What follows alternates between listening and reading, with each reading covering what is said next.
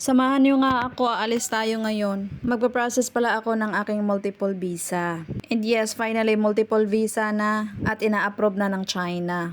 Kaya naman halina kayo at isama ko kayo sa immigration. Wala pala ito sa plano na aalis ako ngayong hapon. Yung amo ko lang sana yung magpa-process ng aking mga papeles. Kaso lang hindi pala pwede, dapat nandyan yung person. Kasi nga hindi tayo nakapag fingerprint last time. So dahil dyan, walang nahanap na fingerprint or information sa akin ang mga officer. At dahil ngayong araw lang hindi busy si amo, kaya biglaan tayong susugod sa immigration.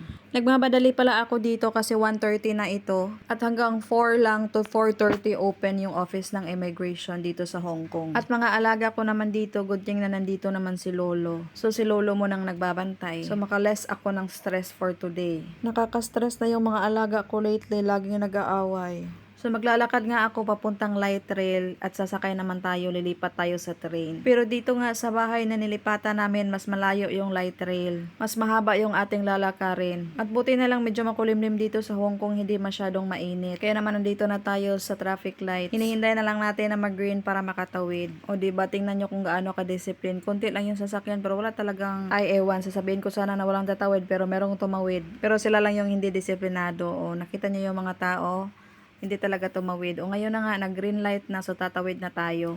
So sana nga this time, ma-approve na talaga yung aking multiple visa, no? At para makagala tayo sa China mag-isa. At ganito pala ang itsura namin, ang lugar namin dito sa Yunlong. Simple lang, tsaka maraming tao, marami ka ding mabibilihan ng mga mura na mga bilihin pag marami kang pera. Pero nakakalungkot tumira pag wala kang pera. Ang daming mga masasarap na pagkain at prutas sa paligid. Ito pala yung Filipino store, so sa itaas niyan, nandyan yung mga Filipino store na mga nagbibenta ng iba't ibang klaseng mga Filipino food. Kaya naman pag na-miss mo ang Pilipinas, punta ka lang sa Filipino store. Bibili at kakain ng Skyflakes, o diba parang sa Pinas na. So nakita nyo ang haba ng nilakad ko, no. So anyway, malapit na tayo sa light rail and panibagong pedestriana naman ulit ang ating tatawirin. Maghintay na naman tayo dito at timing nga na nag-green light na siya, so tatawid na ang person. Hanggang 1 station lang pala tong sasakyan ko and nilipat ako sa malaking train. O diba? Kasi wala kasing sakayan simula sa bahay namin papuntang train station. Ito na yung pinakamalapit.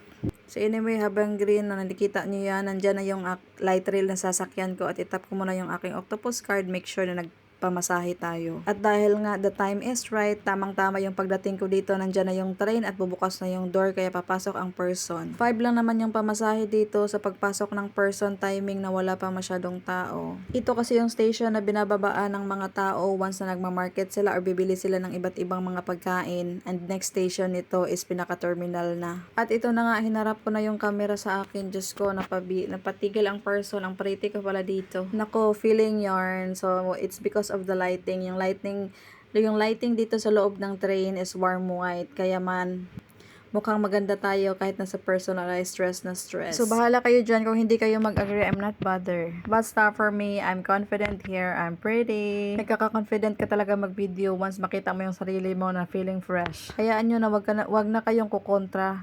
Dito lang tayo fresh, pero sa personal stress na stress. Interchange stop for the Tuen Ma line. 元朗，呢個係路線610嘅尾站，多謝乘搭輕鐵。元朗 Enter route 610. Thank you for travelling on the light rail. 請所有乘客落車。Please exit from the train. At ganyan nga yung sinasabi ng train bago ka mag-exit. Mayroong Chinese at saka English na instruction. So pinarinig ko lang sa inyo para malaman nyo at marinig. So ngayon nga itatap ko yung aking octopus card and yung pamasahe ko is $5.9. So at this time naman papasok ako sa itaas at sasakay ako sa train. So nakita ko na 16.9 na lang ang laman ng aking octopus card. Kaya napaghanap ako ng pera para mag-load sa aking octopus card. Ang pupuntahan ko pala ngayon ay immigration office at malayo dito sa amin, nasa Wang Chai, at kailangan ko ng pamasahe na $70. Kaya naman naghanap ako ng change at may nakita akong $50 kaya pumunta ako dito sa octopus stand para mag-load. Para magkasya yung ating pera pamasahe back and forth. Ganito lang yung ginagawa dito. Pag wala na yung pera yung octopus card mo, kailangan mo talagang loadan. Hindi ka nila papasukin pag walang pera yan. O diba, 16 plus 50, ganyan yung laman ng ating Octopus card. Kaya kayang-kaya na yarn. At umakyat na nga dito ang person sa train. Maghintay ako kasi kakaalis lang pala ng train na to. Tingnan nyo, kaka-close lang ng door. Kung hindi ako nag-load, siguro nakasakay ako. Pero wala pa rin choice, ganun pa din. Kahit na hindi ako nag-load, kailangan ko talaga rin mag-load kasi wala nang laman. At dahil dyan, maghihintay tayo ng next train at napatingin ako dito sa aking relo kung anong oras na ba. Dahil nga medyo malayo yung ating pupuntahan, baka hindi tayo makaabot at mapagalitan tayo ng amo. At tinignan ko nga dito sa monitor, 2 minutes pa darating yung train, kaya humanap na ako ng spot ko at maghintay para makapasok once yung train ay dumating na. Meron palang mga araw dyan at dyan katatayo. At ngayon nga wala pa masyadong tao naghihintay dahil kakaalis lang ng train, so naiwanan tayo. Hintay tayo ng next train. Pero mabilis lang naman yung mga train dito, yung time interval nila is 3 to 5 minutes lang, so no worries. Ganito ka-smooth yung transportation dito sa Hong Kong. It's never been hassle. Maganda talaga dito yung mga transportation nila kasi kung anong ayos ng buhok mo, pag uwi mo ganun pa din. Hindi ka na kailangan magdala ng suklay, mag-retouch kasi nga na aircon sa loob, kahit na nagsisisikan kayo doon at hindi kaya nakaupo, pero feeling fresh ka pa rin. O diba, ibigay nyo na yung feeling na fresh kahit na yung mukha stress. At sumakay nga ulit ako dito sa ibang train dahil kailangan ko mag-transfer.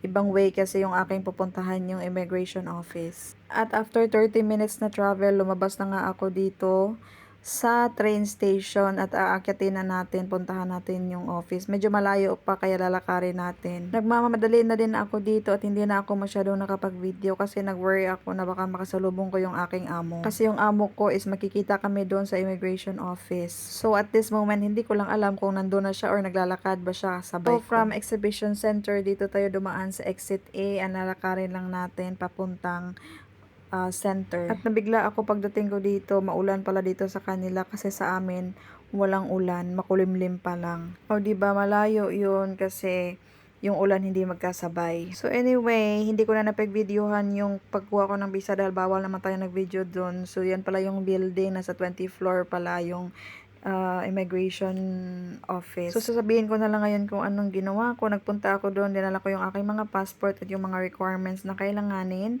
and na-approve na nga yung aking multiple visa, and aking stay is 15 days every time visit, and pwede akong pumunta doon by myself. So finally, pwede na tayong gagala doon. Ang problema, wala naman tayong kasama. Diba? Matagal tong pinapangarap ko na magkaroon ng multiple visa sa China.